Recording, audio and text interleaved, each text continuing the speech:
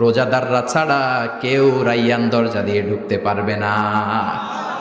আবার বিশ্বনবী বললেন, একবার রাইয়ান দরজা দিয়ে ঢুকার সুযোগ যে পেয়ে যাবে, চিরকালের জন্য তার গলার তৃষ্ণা মিটে যাবে। রোজা রাখলে গলায় তৃষ্ণা হয় না?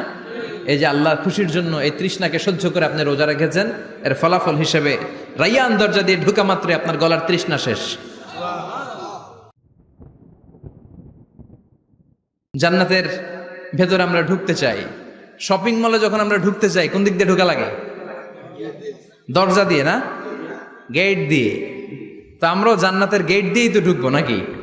আমরা জান্নাতের কোনো না কোনো গেট দিয়ে ঢুকতে হবে। বিশ্বনবী ফরমান, বুখারীর বর্ণনা, ইন্নালিল জান্নাতি সামানিয়াতু আবওয়াব, জান্নাতের ভেতরে 8টা দরজা আছে। কয়টা?